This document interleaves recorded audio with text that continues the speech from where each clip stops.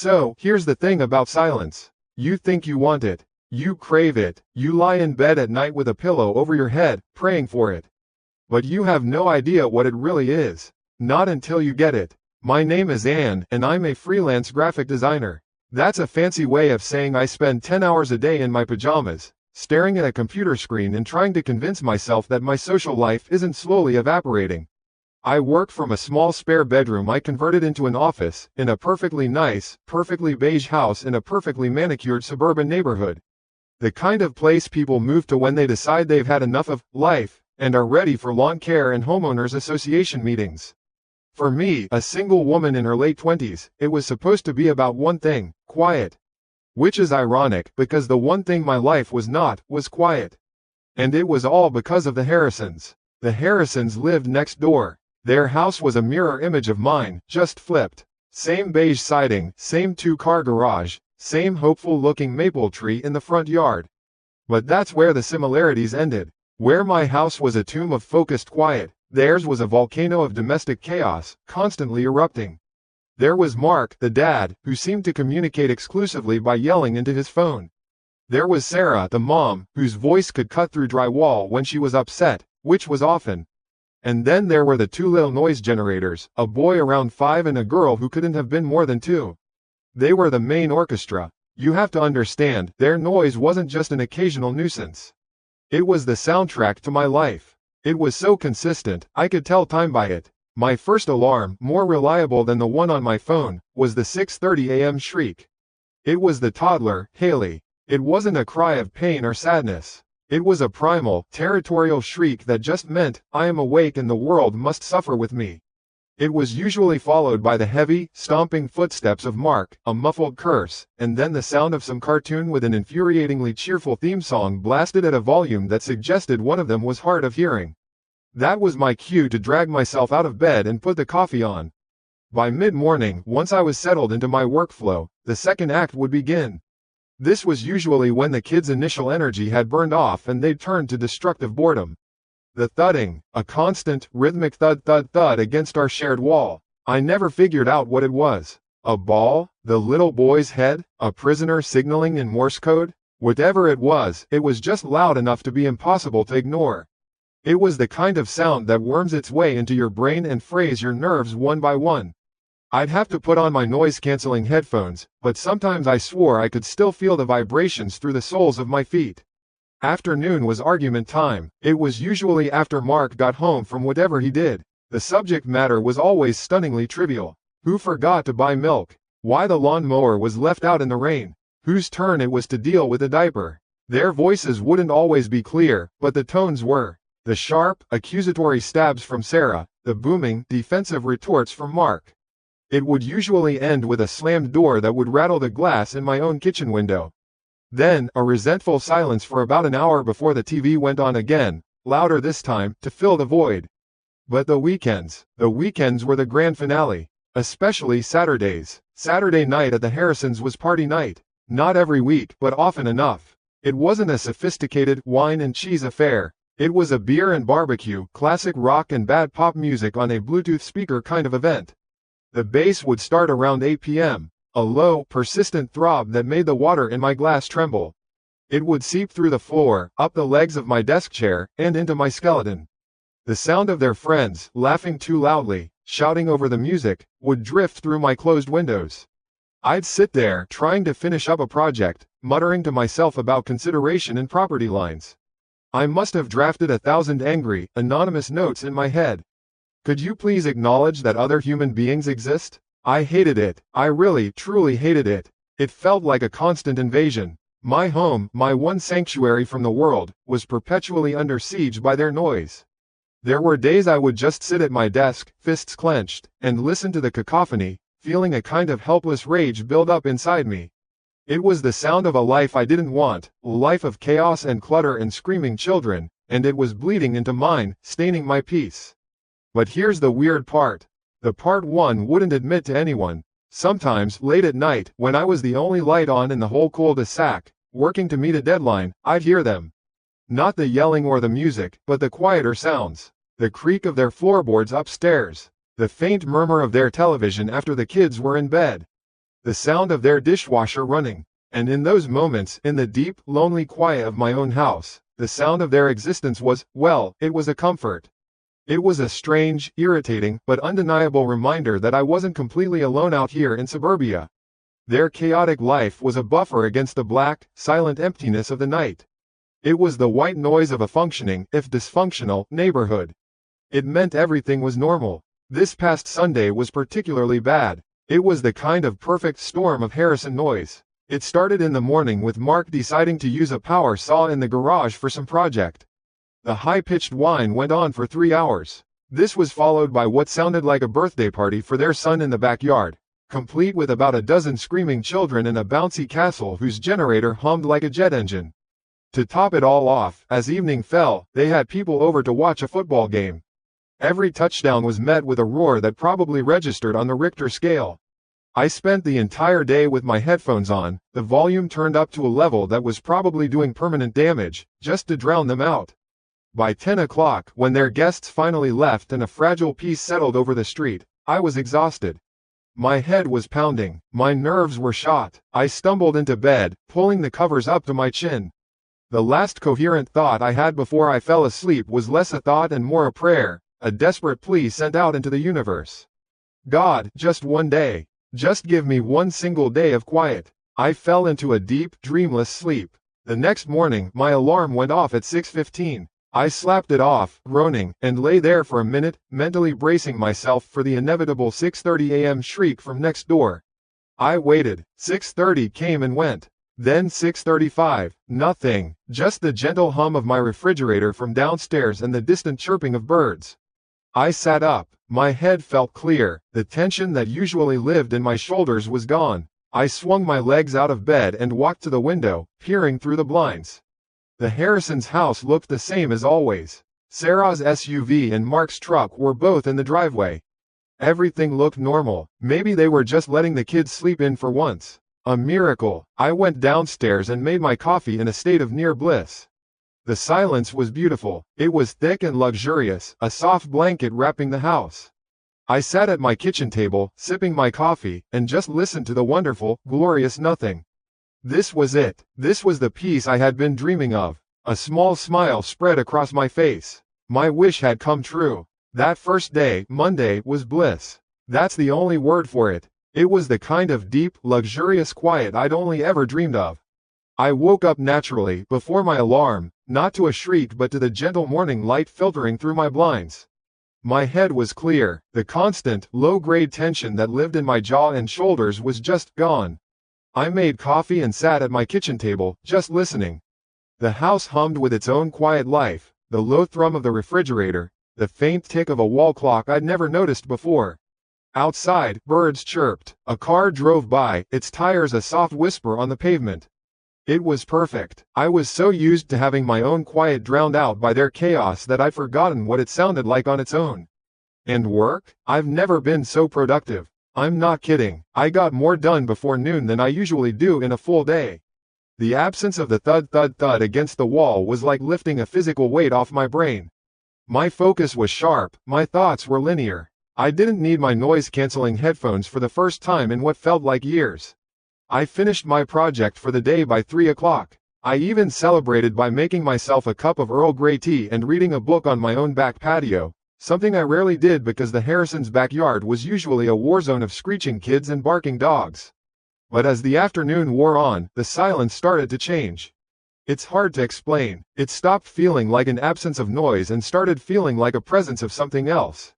It was thicker, heavier. By the time the sun began to set, casting long shadows across my lawn, the quiet felt less like a gift and more like a heavy blanket. The normal evening sounds of the neighborhood, a distant lawnmower, kids being called in for dinner, seemed muffled, absorbed by the dead space next door. I kept finding myself pausing, listening for a slammed door or the blast of their TV. Nothing. I ate my dinner in front of the TV, but I couldn't focus on the show. My ears were strained, trying to pick up any sign of life from the other side of the wall. Mark's truck and Sarah's SUV were still sitting in their driveway, exactly where they'd been that morning. They hadn't gone anywhere. Maybe they were all sick? The flu? That could explain it. A family laid low, too exhausted to even turn on a cartoon. That was the most logical explanation. I clung to it as I went to bed. Tuesday was when the quiet started to get teeth. I woke up and the silence was the first thing I noticed. It wasn't peaceful anymore. It was loud. It filled my house, pressing in on me. I went straight to my window. The cars were still there, but this time, I noticed something else. The curtains in their upstairs bedroom, the one I could see from my office, were still drawn tight. Sarah was an early riser. No matter how late they were up on a weekend, those curtains were always pulled open by 7, letting in the morning light. A little knot of unease started to twist in my stomach. I tried to work, but I couldn't concentrate. The silence from next door buzzed louder than their noise ever had. Every creak of my own house made me jump. I kept glancing out the window, looking for any sign of movement. A shadow passing a window. A door opening. Anything. There was nothing. The house was a photograph. Still. Lifeless. Around noon, the mail carrier came. I watched from my window as he went up their walkway and left a small stack of letters in their box. Then he walked up to their porch and placed a brown Amazon box by the front door. I frowned. That's when it hit me. I remembered seeing a package on their porch yesterday afternoon when I was reading outside.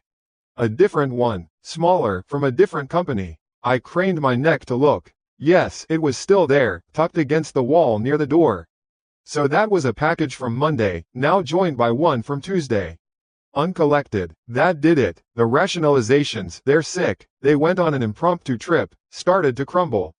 If you're sick, you still get the mail. If you go on a trip, you don't leave your cars in the driveway as if you're home. Something was wrong. The feeling was no longer a vague unease, it was a cold, sharp certainty. It took me another hour to work up the courage. I kept telling myself I was being a nosy, paranoid neighbor. That I'd go over there, ring the bell, and Sarah would open the door with a sick, sleeping baby on her shoulder and give me a weird look for bothering them. I almost hoped for that, but I couldn't shake the image of those packages, of the drawn curtains, of the sheer, absolute stillness. Finally, I put on my shoes, my heart starting to thud in my chest, a sick parody of the noise I used to hate. I walked out my front door and down the driveway. The short walk across the lawn that separated our two houses felt like crossing a desert. The air was still. Their house loomed, silent and watchful. The cheerful, well-kept flower beds seemed like a mockery. I stepped onto their porch. The two packages sat there, stark evidence of a life gone static.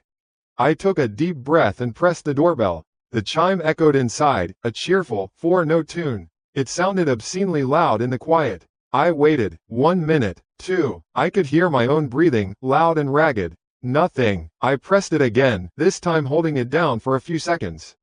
The chime rang out, longer, more insistent. Again, the sound was swallowed by the silence that followed. There was no shuffling, no voice calling out, just a minute.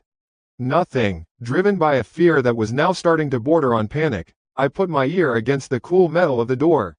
I listened, holding my breath. I expected to hear something, anything. The hum of a refrigerator, the faint sound of a television, the creak of a floorboard. There was only a dead, empty void. It was a complete and total absence of sound, so profound it felt like I'd gone deaf in one ear.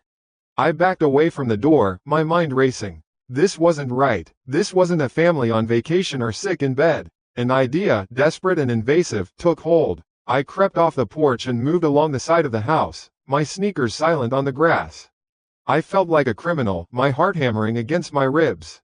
Their lawn was perfectly manicured. A small, blue tricycle was lying on its side near a rose bush.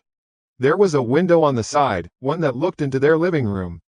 The curtains were light, gauzy fabric, and one of them hadn't been pulled completely shut, leaving a gap of about an inch. My hands were shaking as I moved closer, careful not to make a sound. I peered through the narrow opening. The scene inside froze the blood in my veins. The room was immaculate, not a cushion out of place on the sofa, not a toy on the floor. It was tidy in that slightly sterile way that suggested no one had been in it for a while. But that wasn't the part that made me feel sick. On the far wall, their large flat-screen TV was on. The screen was bright, showing some kind of daytime game show. Contestants were jumping up and down, their mouths open in silent, ecstatic screams. The volume was completely off. The motion on the screen was frantic and joyful, a silent movie of happiness that felt utterly ghoulish in the tomb-like silence of the house. And then I saw it. On the coffee table, in the center of the room, sat a single white plate. On the plate was a half-eaten serving of spaghetti. The red sauce looked dark and congealed. A fork was still stuck in it, upright, as if the person eating had just set it down a second ago to answer the phone. A life stopped mid-bite. I stumbled back from the window, gasping for air. My legs felt weak. This wasn't a family that had left. This was a scene from a movie, a place where everyone had simply evaporated. The silent, screaming TV, the abandoned meal, the absolute, crushing stillness. It was wrong. It was all deeply, fundamentally wrong. My eyes shot around, wildly looking for some explanation, some detail I'd missed. And that's when I saw it. High above, in the window of the master bedroom directly over the living room, the one with the drawn curtains. The edge of the curtain moved. It was just a flicker. A tiny, almost imperceptible sway, as if someone who had been standing there, looking down at me in the yard, had just stepped back into the shadows of the room. I didn't run. I wish I could say I did. Running would have been a smart, animal instinct kind of reaction. Instead, I just stumbled backward. My heel caught on a root or a bump in the lawn, and I went down on one knee, my hand sinking into the soft, damp grass. For a second, all I could think about was the wet stain that would leave on my jeans. It was such a stupid, mundane thought in the face of what I'd just seen, but that's how the brain works, I guess. It latches onto the normal to protect itself from the utterly insane. The curtain didn't move again. I stayed there, kneeling in the grass like I was praying, staring up at that dark rectangle of a window. I stared until my eyes burned, until little black spots danced in my vision. Nothing. It was as still as a painting again. Did I really see it? That question started to pulse in my head, a dull beat in time with my still hammering heart. Did I really see it? It was so fast. A flicker, a twitch. It could have been anything. A trick of the light. A breeze from an open air vent inside the room, just strong enough to stir the fabric. My own mind, primed by fear and caffeine, could have just filled in the blanks. I had been looking for something, anything, and my brain had helpfully provided it. That had to be it. That was the only explanation that didn't make me want to curl up into a ball and start screaming.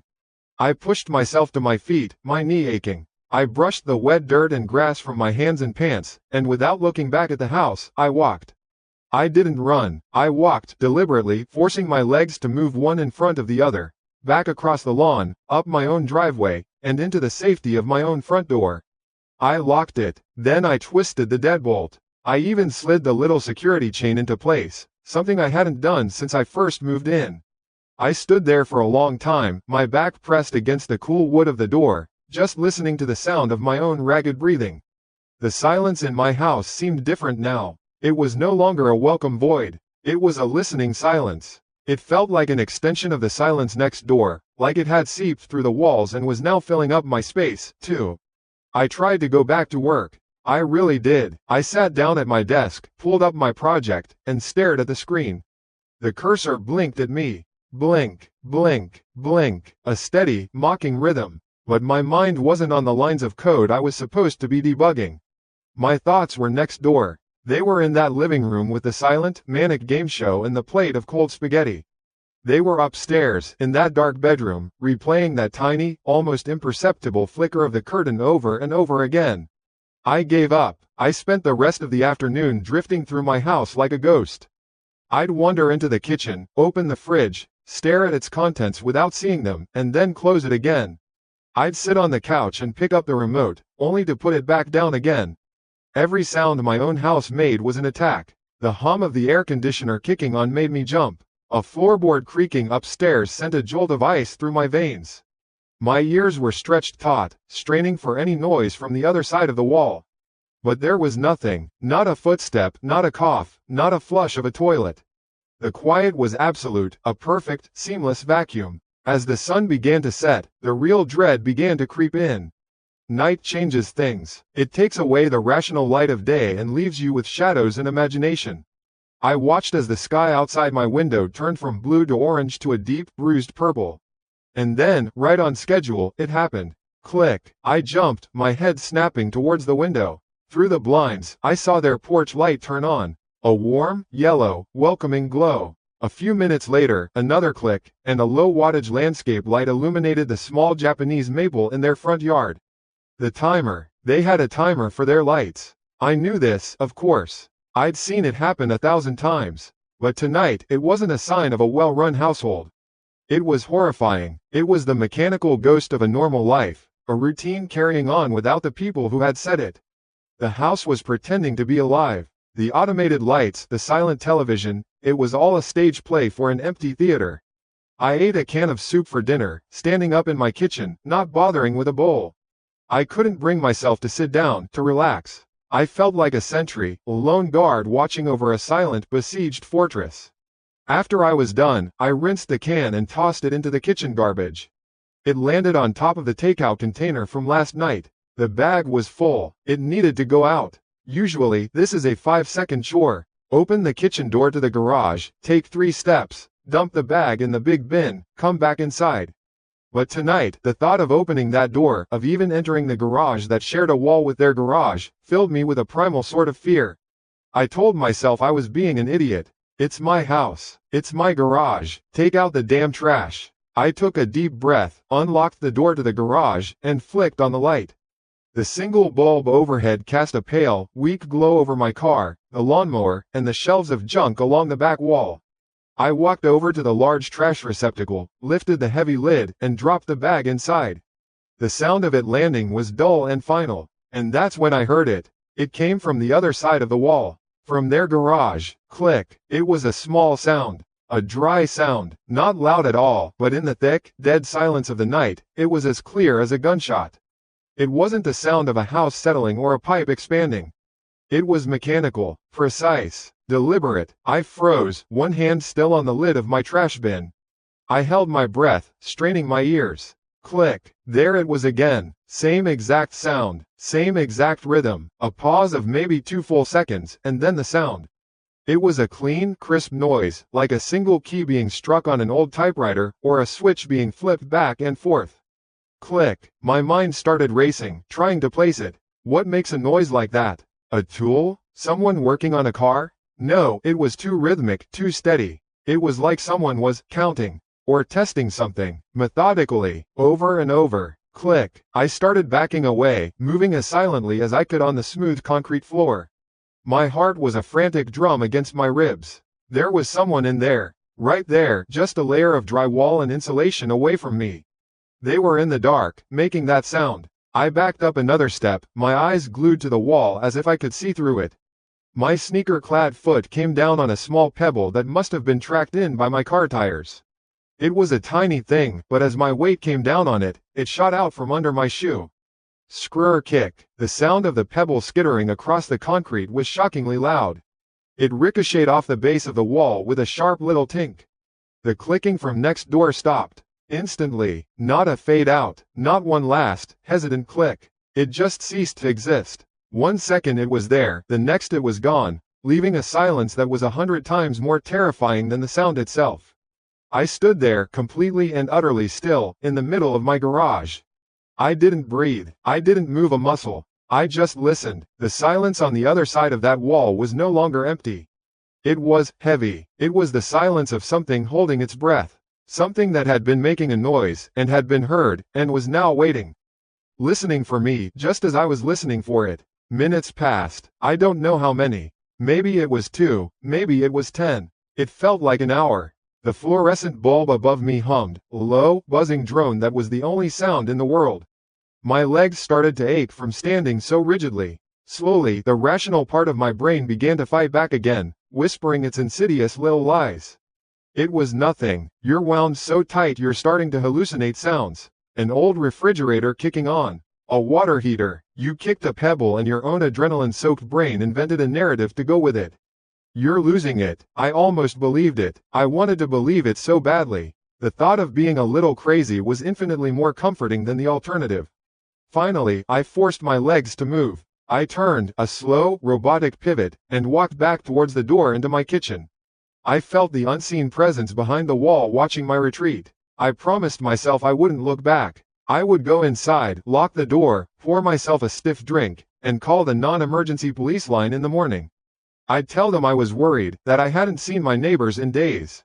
I'd leave out the part about the curtain and the clicking. I'd sound like a normal, concerned citizen, not a lunatic. My hand was on the doorknob. I was about to turn it, about to escape into the relative safety of my house. But I couldn't help myself. I had to look one more time. I turned my head and glanced back at the big, roll-up garage door. The moonlight coming in through the garage's single small window was weak, but it was just enough to see by. The big, dark painted metal door was unremarkable, same as it had been for years. Except for one tiny detail. Right on the metal handle, the one you use to manually lift the door, the moonlight caught something. It was a thin, silvery line etched into the dark paint. A fresh scratch. It was raw, gleaming, the bare metal shining through. It wasn't rust. It wasn't old. It was new. It was a sharp, straight line, exactly where a tool or a misaligned lockpick might have slipped and gouged the surface. I hadn't imagined the clicking. It was real, and whatever was in there was trying to get out. Or in. I didn't sleep. Not really. I think I drifted in and out of a thin, greasy kind of consciousness. The kind where you're still aware of the hum of the fridge and the weight of the blankets on your legs. Every time I started to properly fall asleep, the image of that fresh, silver scratch on the garage door handle would flash behind my eyelids and jolt me awake again. It was a tiny detail, but it was my anchor. It was the one piece of solid, physical evidence that told me I wasn't just losing my mind. The clicking wasn't a phantom. The silence wasn't a vacation. Something had happened. By the time the sun started to bleed weakly through my blinds, I wasn't scared anymore. I was angry. A cold, hard knot of anger had formed in my stomach. It was the anger of exhaustion, of being ignored, of a deep, primal sense that something was fundamentally wrong and I was the only one who could see it. I made coffee, my movements stiff and robotic. I drank it black, standing by the kitchen counter, staring out the window at their house. It looked the same as it always did in the morning light. Deceptively normal. The mail carrier's truck was already making its way down the street. I watched as he got out, wedged another day's worth of flyers and envelopes into their already stuffed mailbox, and moved on, oblivious. Another layer of normalcy plastered over the rot. That was it. I was done waiting. I was done being a ghost in my own home, tiptoeing around and listening to walls. I was calling the police. I grabbed my phone, but then I stopped. You can't just call 911 for a feeling. They'd think I was a nutcase. I had to be smart about this. I had to sound like a rational, concerned neighbor, not like a terrified shut-in who hallucinates noises in her garage. I Googled the non-emergency number for our local precinct and wrote it down on a notepad, my hand surprisingly steady. Then I paced my living room, rehearsing. Okay, and what are you going to say? Keep it simple. Keep it factual. Hi, my name is Nguyen. I live at 114 Willow Creek Lane. I'm calling to request a welfare check on my neighbors, the Nam family, at number 116. Good, very official. They have 2 young children and are usually very active, loud, even, but I haven't seen or heard a thing from them in 3 days. Stick to the facts. The silence is the core of it. Their cars are in the driveway, mail is piling up, and a package has been on their porch since Monday. The lights are on a timer, but the TV has been on the same channel for 2 days straight. I'm getting worried. I wouldn't mention the flicker of the curtain. I wouldn't mention the clicking sound. And I definitely wouldn't mention the scratch on the garage door. Those were my truths, but to a stranger on the phone, they were the ramblings of an overactive imagination. I had to give them a version of the story they would believe. I took a deep breath, sat down, and dialed. The voice that answered was female, flat, and professional. City Police, non-emergency line, how can I help you? I launched into my carefully rehearsed script. I kept my voice even, calm, a little apologetic, even. The voice of a responsible citizen who is probably overreacting but just wants to be sure. I laid out the facts. The abrupt silence, the piled-up mail, the cars, the package. I tried to sound as sane as possible. There was a long pause on the other end, filled only with the faint sound of typing. Okay, ma'am, the operator said, her tone unchanged. So, you haven't heard any screaming or sounds of a struggle? No, I said, that's the point. I haven't heard anything, at all. It's completely silent. Another pause. And you're sure they didn't just go on vacation? Their cars are right here, I repeated, a sliver of frustration cutting through my composure. Both of them. They wouldn't have gone on vacation and left both cars. All right, ma'am, we'll send a patrol car to do a welfare check when one is available.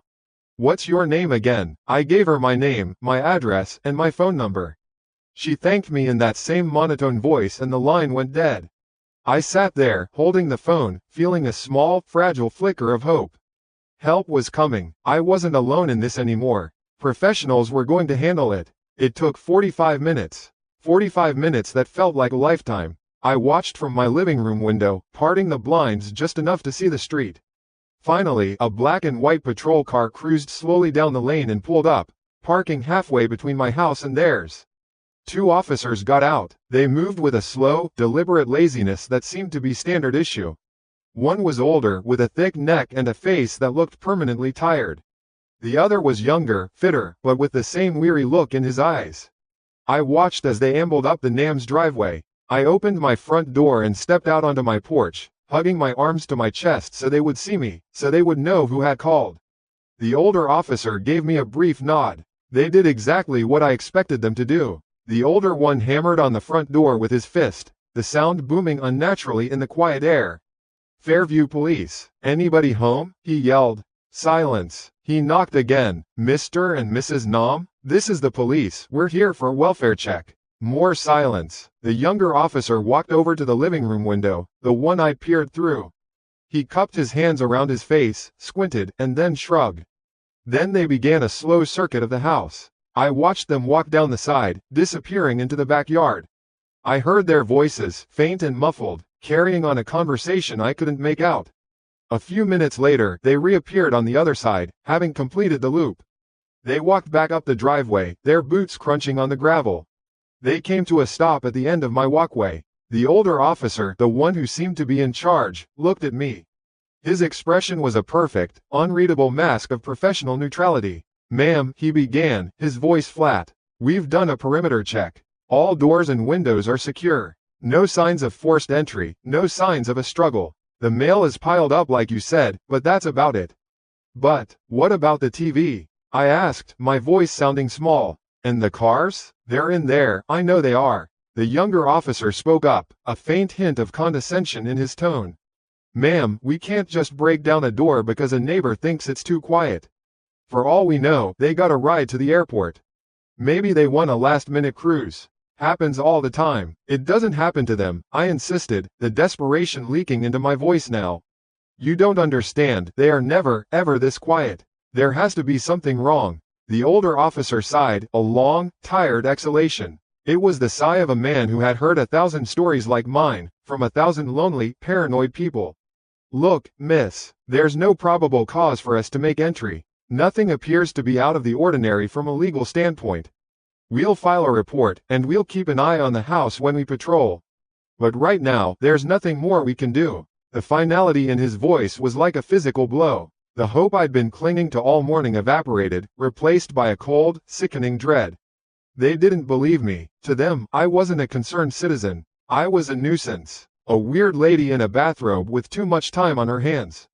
The younger officer gave a thin smile, trying for friendly and landing somewhere near patronizing. "Honestly, if I had neighbors who suddenly went quiet, I'd probably be sending them a thank you card. You should be happy for the peace and quiet."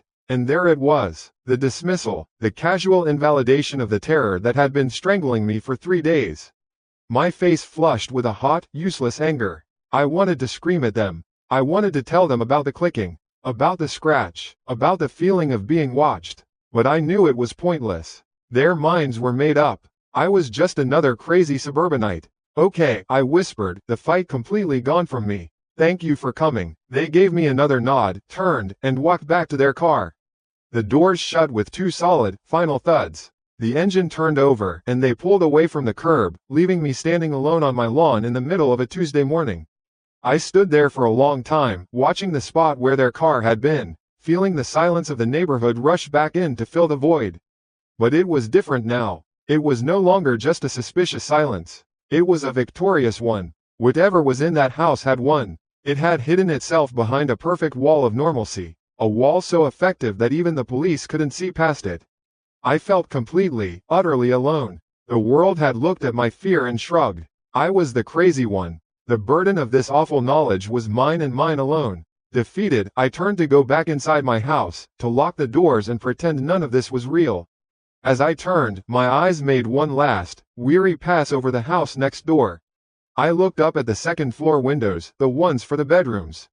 My gaze fell on the window to what I knew was the son's room, the little boy, Ben. It was the same window where I thought I'd seen the curtain twitch the day before. And for a single, heart-stopping second, I saw a face. It was Ben. His small, pale face was pressed against the glass. He wasn't crying. He wasn't screaming. His expression was eerily blank, his eyes wide and vacant, staring right at me. It was the hollow gaze of a doll. The sight was so shocking, so unexpected, that I couldn't even process it. He was there. He was alive. For a fraction of a moment, a wave of pure relief washed over me. And then, just as quickly as it had appeared, the face was gone. It didn't just move away. It was yanked. A hand, a large, adult hand that was nothing more than a dark blur, shot into view from the side, grabbed the back of the boy's head, and pulled him violently backward, out of sight and into the darkness of the room.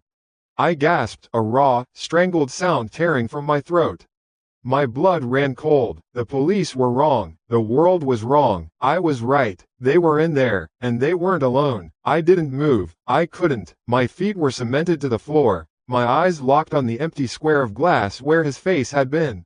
Ben. It was Ben. And then he was gone. Not run away gone. Not ducked down gone. He was yanked, violently, like a puppet on a string, pulled back into the gaping dark of the house by a hand that was little more than a smudge of motion. A raw, choked sound escaped my lungs, half gasp, half sob. My hands flew to my mouth, but it was too late to hold it in. For a few seconds, my brain just stopped working. It was like a circuit breaker had flipped. The image of the boy's face, pale, wide-eyed, completely blank, and the blur of the hand that took him, it was all looping in my head, over and over. The police. They had just left. They had stood right there, on my lawn, and told me to enjoy the peace and quiet. The condescending little smile on the younger cop's face flashed in my mind, and a new feeling, hot and acidic, burned through the cold shock. It was rage. Pure, helpless rage. They were in there. He was in there, and he wasn't alone. I stumbled backward, away from the door, my legs shaking so badly I nearly collapsed.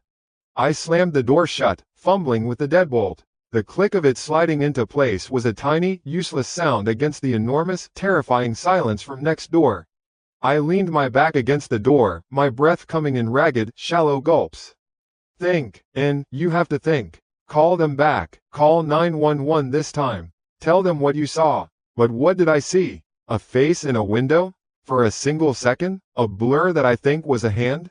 They'd just left my house 30 minutes ago after deciding I was a paranoid crank. If I called back now, hysterical, talking about faces and blurs, they wouldn't send a patrol car. They'd send an ambulance with a nice, comfortable straitjacket for me. They would think I'd completely lost it. The thought was paralyzing. They had the power, and they had already made their judgment. I had no credibility left. I spent the rest of the day in a state of suspended animation.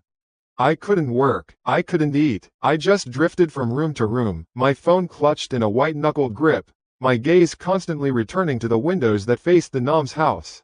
Their house just sat there, a silent, brick and siding monster squatting under the afternoon sun. It looked so normal. A car would drive down the street, a dog would bark in the distance. The world kept turning, completely oblivious. The mail carrier had come and gone, stuffing more paper into their choked mailbox. Normalcy was the camouflage. As day bled into evening, the knot of fear in my stomach twisted tighter. The timed lights in their living room flickered on, just as they had the night before. An empty, automated ghost of a home. I made a pot of coffee I knew I wouldn't drink and sat in my own kitchen in the dark, watching. Waiting. For what? I didn't know. A scream? A noise? Another face in the window? Anything to prove I wasn't insane. The night deepened. The hours crawled by. 9 p.m. 10. 11. The neighborhood settled into its own quiet rhythm, a peaceful quiet that felt like a mockery of the predatory silence next door. I went upstairs, not to sleep, but to get a better vantage point. My bedroom window looked out over my small backyard and, beyond the wooden fence that separated our properties, their backyard. I didn't turn on the light. I sat in my armchair in the dark, a sentinel in my own home, the window a cold, black screen. I watched the dark shape of their house, the outline of the roof against the faintly glowing night sky. I watched the swing set in their yard, a lonely silhouette. I watched and I listened, my senses stretched to their breaking point. The only sound was the thudding of my own heart. I must have dozed off, my head lolling against the back of the chair, because the next thing I knew, a sudden, blinding flash of light threw the world into stark relief. Bam! My eyes snapped open, my heart instantly rocketing into my throat. The light was coming from my own backyard. My motion sensor floodlight, the one attached to the corner of my garage, had been triggered.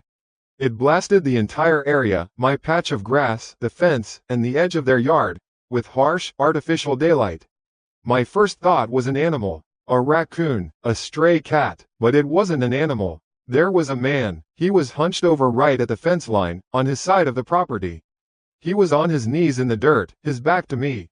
When the light hit him, he froze for a second, like a startled rabbit. Then, slowly, he turned his head. It was Nam, but it wasn't the Nam I knew. The Nam I knew was a little soft around the middle, his face always flushed from yelling at his kids or from drinking a beer on his deck. He was loud, boisterous, and annoyance. This man was a stranger. He was gaunt, his face a hollowed-out mask of exhaustion and terror. His cheeks were sunken, his skin was pale and slick with sweat, even in the cool night air. His hair was matted, and his shirt was torn at the shoulder. And his hands were caked in mud, the fingernails broken and raw. He had been digging with his bare hands, clawing at the earth beside the fence. For a long, terrible moment, we just stared at each other. Me, a shadow behind the glass of my bedroom window. Him, a man caught in the merciless glare of my floodlight, looking like a ghoul risen from the grave. I expected anger. I expected him to shout at me, to duck and run, to do anything a person would do when caught sneaking around in their neighbor's yard in the middle of the night. He did none of those things. His eyes, wide and stark raving, locked with mine, and in them I saw an emotion so pure and so powerful it felt like a physical blow, absolute, bottomless terror. It wasn't the fear of being caught. It was the fear of a trapped animal who knows the predator is closing in. Slowly, deliberately, he lifted one of his muddy, trembling hands. He brought his index finger up to his lips, which were cracked and pale. His eyes never left mine. They were pleading, begging. Shush. The gesture was so quiet, so desperate, it screamed louder than any sound he could have possibly made. My breath hitched in my chest. The entire world seemed to shrink to the space between my window and his horrified face. All my theories, all my anger, all my suspicions about him, they evaporated in an instant. This wasn't a man covering up a crime. This was a man trying to survive one. He held the shush for another second, his entire body rigid. Then, with a frantic, jerky movement, he jabbed his finger back toward his own house. Not at the house in general, but specifically at the back door, which was swallowed in the shadows just beyond the reach of my floodlight.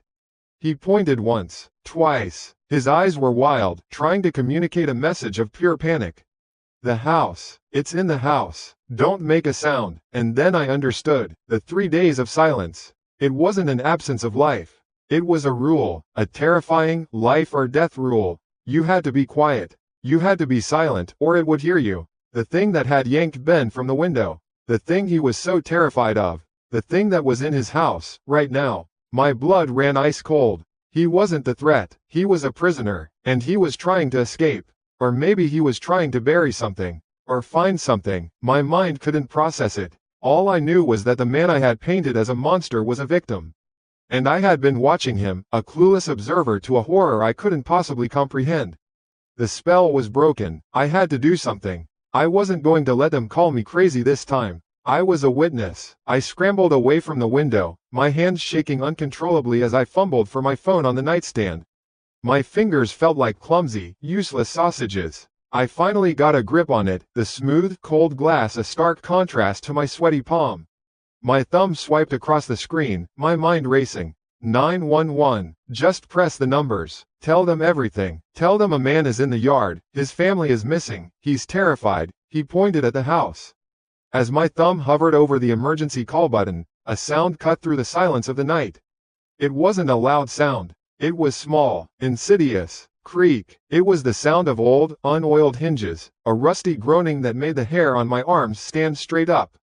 It came from outside. I froze, phone in hand, and forced myself to look back at the window. The floodlight was still on, bathing the yard in its sterile white glare. Nam had heard it too. His head had snapped around, his body locked in utter paralysis.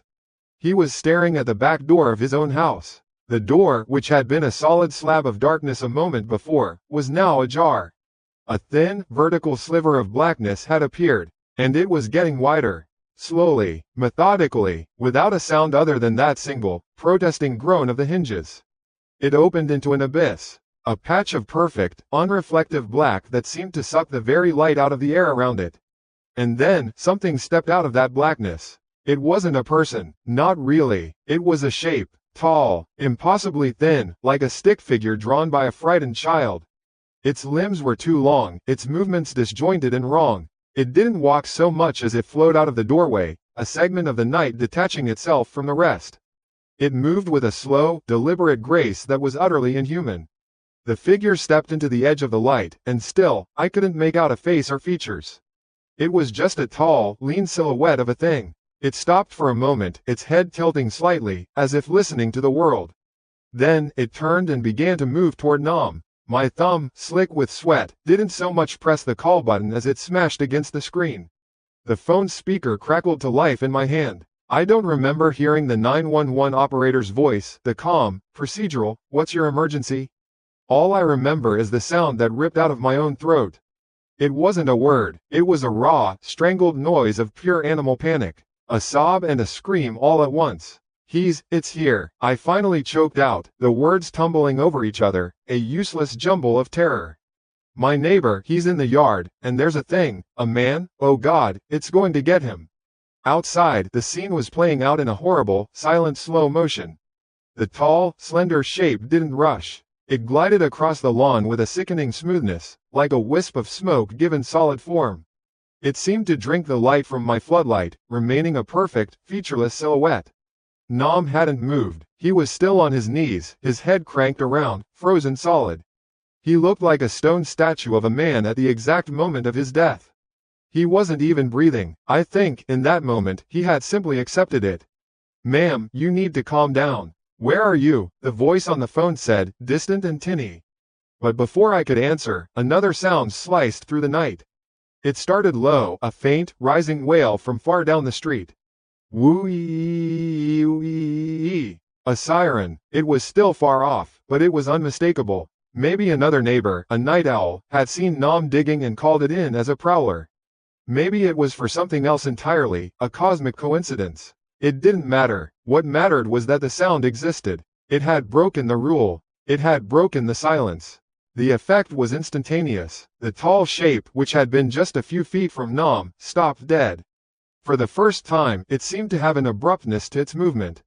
It didn't flinch or startle like a person would. It just ceased its forward motion. Its head, a simple oval of black against the stark white light, tilted slightly, as if processing the alien noise that was growing louder and louder. It stood there for 1, 2, 3 seconds, a predator interrupted. Then, just as smoothly as it had emerged, it turned. It didn't run. It didn't panic. It simply flowed back toward the house. It was like watching a film in reverse. The disjointed, too long limbs folded back into the darkness of the open doorway. It was absorbed back into the abyss of the house, and the black square of the door swung shut with a quiet, final click. Just like that, it was gone. The siren was screaming now, getting closer. The first flash of red and blue lights painted my bedroom walls, strobing madly. I looked back at the yard. The only person there was Nam. He was in the exact same position, a petrified man on his knees in a circle of harsh, unforgiving light. The floodlight finally timed out and clicked off, plunging the yard back into darkness, but not before I saw it. His body just seemed to crumble, all the tension leaving him at once. He collapsed forward onto the muddy patch of ground he'd been clawing at, his shoulders shaking with silent, racking sobs. The next few minutes were a blur of noise and chaos. The blessed, beautiful noise. Doors slammed, heavy boots thudded on the pavement. Voices, sharp and authoritative, cut through the air. "Police, show me your hands." I stumbled to my front door, still clutching my phone, and peered through the peephole. The street was bathed in the apocalyptic glow of police lights. 2 officers were cautiously approaching Nam's fence with flashlights drawn, while another was already striding up my own front walk. I fumbled with the deadbolt and pulled the door open before he could knock. He was the younger of the 2 cops from yesterday, the one with the condescending smile. There was no smile now. His face was a mask of professional seriousness. "Ma'am, did you call 911? "Yes, next door," I stammered, pointing with a trembling hand. He was in the yard, and there was someone else, something else. "We've got him, ma'am. Just stay inside," he said, his eyes scanning past me into my house, then back to the chaos unfolding in Nam's yard.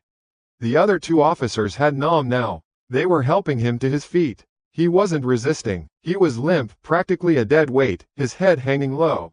They cuffed him, a standard procedure, but it looked ridiculous. He was the least threatening person in the world right now. As they led him toward a patrol car, he started muttering, his voice hoarse and broken. I couldn't make it out at first, but as they passed by my lawn, I heard it clearly. "You have to be quiet," he was whispering, over and over again, to the officers, to the night, to himself. "You have to be quiet. It hears you. It always hears you." They put him in the back of the car. I spent the next hour giving a statement to the younger officer. I tried to be rational. I tried to sound sane. I told him about the 3 days of silence, the automated lights, the figure I saw at the window, and then, the finale, the impossibly tall, thin man who came out of the back door. "So, it was a man?" he asked, his pen poised over his notepad. I guess," I said, the words feeling hollow and inadequate. "It was shaped like a man. But it wasn't. It was just dark. There was no face. It moved wrong." He wrote something down, his expression unreadable. "And this figure, it retreated back into the house when you heard our sirens?" "Yes. It just went back inside and closed the door." He clicked his pen. "Okay, we have officers surrounding the residence. We've been hailing them with a PA system for 20 minutes. No response. We're waiting on a warrant to make a forced entry." He looked at me, a flicker of something, pity, maybe, in his eyes. "You've had a rough few nights, ma'am. Why don't you try and get some rest? We'll be here all night." I didn't get any rest. I sat in my dark living room, watching the army of officers set up a perimeter around the silent brick house next door. I watched as the SWAT team arrived. I watched as they finally breached the front door with a battering ram, the sound echoing like a cannon blast in the dead of night. They swarmed in, a flood of black uniforms and assault rifles vanishing into the belly of the beast. The result, when it came a few hours later, was more terrifying than anything they could have found. They found nothing. No wife, no kids, no tall, slender man, no sign of a struggle. They swept the house from attic to basement. It was empty. The TV was still on mute. The half-eaten plate of pasta was still on the coffee table, now crawling with ants. The beds were made. Everything was neat, orderly, and utterly, horrifyingly empty. Nam's wife, Lynn, and their 2 children, Ben and Mia, had vanished from the face of the earth. The official story solidified over the next few days. Nam had suffered an acute psychotic break. He was transferred to a state psychiatric hospital, deemed unfit to stand trial for, well, they didn't know what for.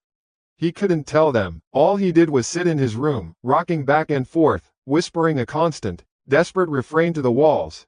"You have to be quiet. It will hear you." The disappearance of his family became a local tragedy, a mystery file that would gather dust in some cabinet. The prevailing theory, the one people whispered at the grocery store, was that he'd done something terrible to them in a fit of madness and buried them somewhere. They searched the yard, the local parks, the woods. They found nothing. The neighborhood changed. The silence that had once been a terrifying anomaly was now the new normal, but it was a sick, heavy silence. The house next door was cordoned off with police tape for a week, then it just sat there, a wound in the otherwise pristine face of our suburban street. "For sale" signs started to pop up on other lawns like mushrooms after a rain. No one wanted to live next to a place with that many ghosts. I was one of them. I couldn't stand it. Every time I looked out my window, I saw him on his knees in the dirt. I saw that black doorway swallowing the light. I felt like I was living on the edge of a cliff. I put my house on the market. It was 2 weeks later, on a Saturday, that I started packing up the garage.